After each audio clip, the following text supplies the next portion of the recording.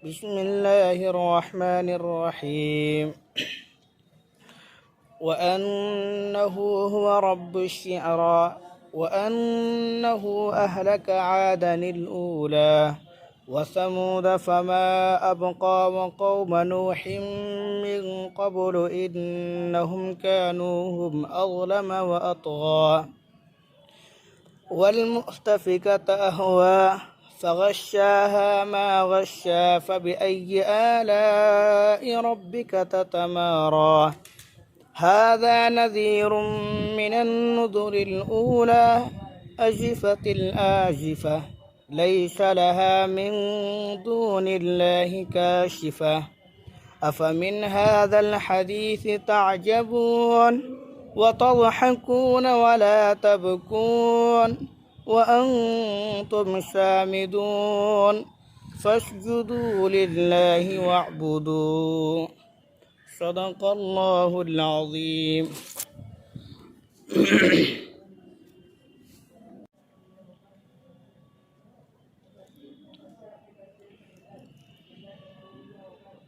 سابقہ آیات میں جو یہ باتیں آئی تھی کہ حضرت موسیٰ علیہ السلام کی صحیفے اور حضرت ابراہیم علیہ السلام کے صحیفے میں ہیں ام لم ينبأ بما صحف موسیٰ و ابراہیم الذی وفا،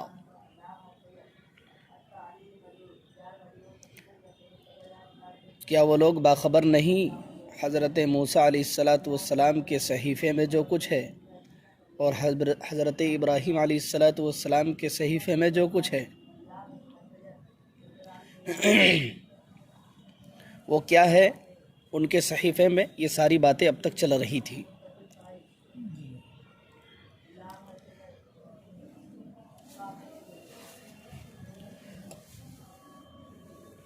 آگے اسی کے سے متعلق ہے وَأَنَّهُ هُوَ رَبُّ الشِّعْرَىٰ،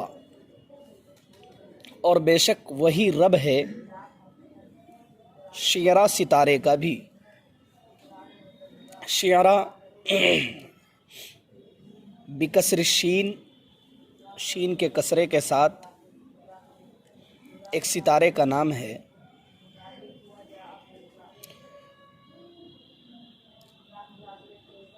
عرب کی بعض قوم اس ستارے کی پرستش کیا کرتی تھی.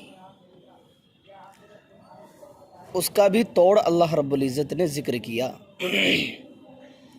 کہ آپ شعرا ستارے کی پرستش کر رہے ہو یا کسی اور کی کر رہے ہو، ہر ایک کا مالک، ہر ایک کا خالق اللہ ہے. عرب کے پچھلے علاقے جوزا نامی ہے، وہ لوگ اس کی پرستش کیا کرتے تھے. آگے فرمایا وَأَنَّهُ أَهْلَكَ عَادًا الْأُولَى، اور بے شک وہی رب ہے جس نے قوم عاد کو پہلے ہلاک کیا اور قوم سمود کو کسی کو نہیں چھوڑا. قوم عاد، اس قوم کی جانب حضرت ہود علیہ السلام کو مبعوث فرمایا تھا. چنانچہ انہوں نے نافرمانی کی تو اس پر طوفان کا عذاب آیا، اور حضرت نوح علیہ السلام کی قوم کے بعد پہلی یہ قوم ہے جس کو عذاب کے ذریعے سے ہلاک کیا گیا، قوم عاد. اور اس کے دو طبقے تھے، ایک قوم عاد اولا اور ایک قوم عاد اخرى.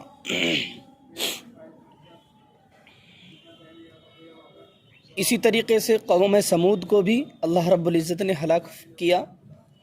قوم سمود جس کی جانب حضرت صالح علیہ السلام کو مبعوث فرمایا تھا. وقوم نوح من قبل، اور ان سے پہلے، اسی لیے ابھی بات آئی نا کہ قوم عاد وہ پہلی قوم ہے جو قوم نوح کے بعد عذاب کے ذریعے سے ہلاک کی گئی ہے۔ وقوم نوح من قبل، اس سے پہلے، ان قوموں سے پہلے قوم نوح کو عذاب ہو چکا ہے۔ انہم کانوا ہم اظلم واطغى، بے شک وہ بڑے ظالم اور سرکش لوگ تھے۔ والمؤتفکۃ اہوا، اور الٹی بستیوں کو پھینک دیا، پھینک مارا۔ والمؤتفکہ یہ المؤتلفہ کے معنی میں ہے، المؤتلفہ کے معنی میں الٹی بستیوں کو، یعنی حضرت نوح علیہ السلام کی قوم کو حضرت جبریل علیہ السلام اوپر آسمان کی جانب لے جا کر کے اس قوم کو، پوری بستی کو پلٹ کر رکھ دیا۔ فغشاها ما غشا، پھر اس بستی کو ڈھانک لیا کہ جس نے ڈھانکنا تھا۔ حضرت جبریل علیہ السلام اس بستی کو آسمان پر اوپر لے جا کر کے پلٹ دیے اور پھینک مارا، پھر اس کے اوپر سے پتھر برسائے۔ فغشاها ما غشا، ڈھانپنے والی چیز کیا ہے؟ پتھر ہے۔ پتھر جب اوپر سے برسائے تو ان پتھروں نے ان بستیوں کو ڈھانپ لیا۔ فغشاها ما غشا، اتنی باتیں تھی جو صحف ابراہیم اور صحف موسیٰ سے تعلق رکھتی تھی۔ اس لیے آگے اللہ رب العزت فرماتے ہیں فَبِأَيِّ آلَاءِ رَبِّكَ تَتَمَارَىٰ، تم اپنے رب کی کون کون سی نعمتوں کو جھٹلاؤ گے، کون کون سی نعمتوں پر شک کرو گے۔ تَتَمَارَىٰ کے معنی آتا ہے جھگڑے کرنے کے، مخالفت کرنے کے، جھگڑا کرنے، مخالفت کرنے کے۔ تو تم اپنے رب کی کون کون سی نعمتوں کو جھٹلاؤ گے، شک کرو گے۔ حضرت ابن عباس رضی اللہ تعالیٰ عنہما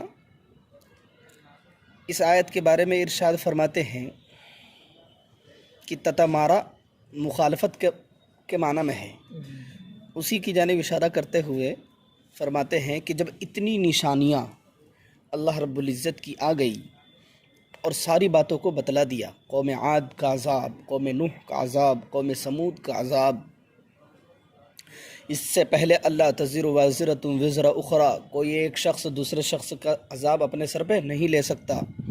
وَأَن لَيْسَ لِلْإِنسَانِ إِلَّا مَا سَعَىٰ، انسان جو کچھ کرے گا اسے ملے گا۔ جب یہ ساری باتیں آ گئی، بڑی بڑی نشانیاں اللہ رب العزت نے ذکر فرما دی، پھر وہ انسان جو عقل و شعور رکھتے ہوں اور ان نشانیوں میں، ان آیات میں غور و فکر کرنے والے ہو، تو وہ کسی بھی حال میں اللہ کی مخالفت نہیں کر سکتا، اللہ کی مخالفت نہیں کر سکتا۔ اسی لیے حضرت ابن عباس رضی اللہ تعالیٰ عنہما تتمارا سے مخالفت ہی معنی مراد لیتے ہیں، سمجھ گئے؟ جی۔ ھذا نذیر من النذر الاولی، یہ پہلے کے ڈرانے والوں میں سے ایک ڈرانے والا ہے۔ ھذا اسم اشارہ کا مشار الیہ، ھذا اسم اشارہ سے مراد یا تو قرآن مجید ہے یا جناب محمد الرسول اللہ صلی اللہ علیہ وسلم ہے، کہ جس طرح پہلے کے رسول آئے ڈرانے والے، ان میں یہ بھی جناب محمد الرسول اللہ صلی اللہ علیہ وسلم ایک رسول ہیں۔ یا پھر پہلے کی کتابیں جس طرح آئی ہیں، صحف ابراہیم ہو، صحف موسیٰ ہو، اسی طرح یہ بھی ایک قرآن مجید ڈرانے والی کتاب ہے، سمجھ گئے؟ ازیفت الازیفہ، وہ جلدی آ چکی ہے، وہ قریب آ چکی ہے۔ ازیفہ بمعنی قروبہ کے، ازیفت بمعنی قروبت، جلدی آنے والی چیز جلدی آ چکی ہے، مراد قیامت ہے۔ ازیفہ سے مراد جلدی آنے والی چیز کیا ہے؟ قیامت ہے، اس لیے کہ یہ پوری دنیا کی عمر کے اعتبار سے فرمایا، پوری دنیا کی عمر کے اعتبار سے۔ دیکھو دنیا کی جتنی عمر ہے، حضرت آدم علیہ السلام سے لے کر حضور صلی اللہ علیہ وسلم یا قیامت تک دنیا کی کتنی عمر ہے تم دیکھ لو، ان میں اکثر عمر گزر چکی نہیں گزر چکی؟ اس لیے کہ حضرت ابراہیم علیہ السلام، حضرت آدم علیہ السلام، حضرت نوح علیہ السلام، حضرت شعیب علیہ السلام، حضرت صالح علیہ السلام، حضرت ہود علیہ السلام، حضرت لوط علیہ السلام، یہ سارے انبیاء گزر گئے، حضرت ابراہیم علیہ الصلاۃ والسلام، حضرت اسماعیل علیہ الصلاۃ والسلام، حضرت اسحاق علیہ الصلاۃ والسلام، حضرت یعقوب علیہ الصلاۃ والسلام، حضرت یوسف علیہ الصلاۃ والسلام، حضرت موسیٰ علیہ، یہ سارے انبیاء گزر گئے، اخیر میں جناب محمد الرسول اللہ صلی اللہ علیہ وسلم تشریف لائے۔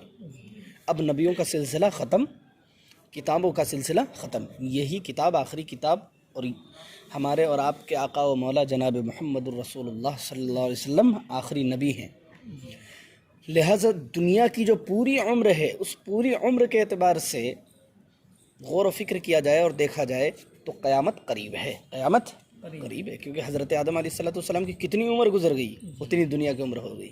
حضرت نوح علیہ الصلاۃ والسلام کی سب سے زیادہ عمر، ان کی کتنی عمر گزر گئی، دنیا کی بھی عمر اتنی گزر گئی۔ حضرت ابراہیم کی عمر جتنی گزری اتنی ان کی بھی گزر گئی۔ حضرت عیسیٰ علیہ الصلاۃ والسلام 400-450 سال، دنیا کی عمر بھی اتنی گزر گئی۔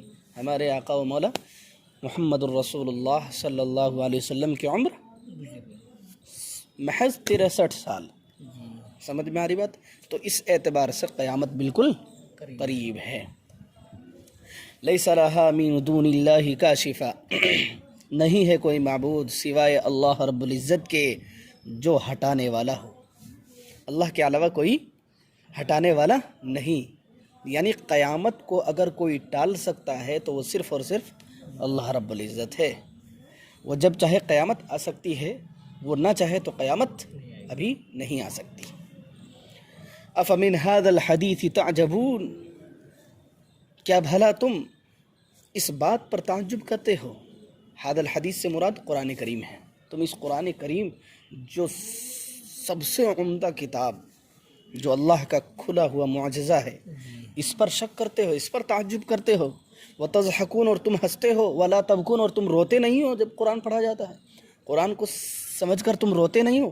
وَأَنْتُمْ سَامِدُونَ، اور تم تو کھلواڑ کرتے ہو، اور تم دراصل اس کا ترجمہ کرو سامدون بمعنی غافلون، اور تم تو غفلت میں ہو، تم تو غافل ہو گئے ہو۔ فَاسْجُدُوا لِلَّهِ وَاعْبُدُوا، تم اللہ کے لیے سجدہ کرو اور اللہ کی اطاعت کرو۔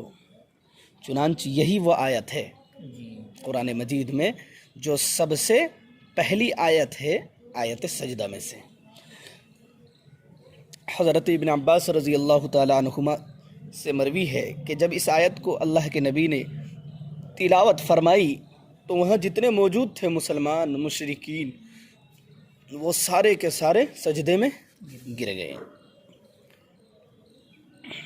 لیکن صحیح مسلم اور بخاری میں حضرت عبداللہ ابن مسعود رضی اللہ تعالی عنہ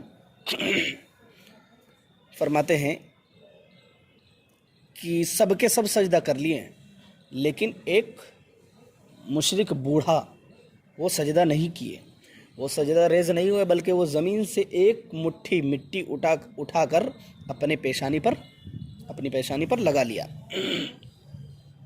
حضرت عبداللہ ابن مسعود رضی اللہ تعالیٰ عنہما فرماتے ہیں کہ میں نے اس شخص کو کفر کی حالت میں مرتا ہوا دیکھا۔ فَاسْجُدُوا لِلَّهِ وَاعْبُدُوا، تو تم اللہ کے لیے سجدہ کرو اور اللہ کی اطاعت کرو۔ اللہ ہمیں قرآن کریم کی پوری صورت کو سمجھ کر عمل کرنے کی توفیق عطا فرمائے، اس کی اشاعت کرنے کی توفیق عطا فرمائے۔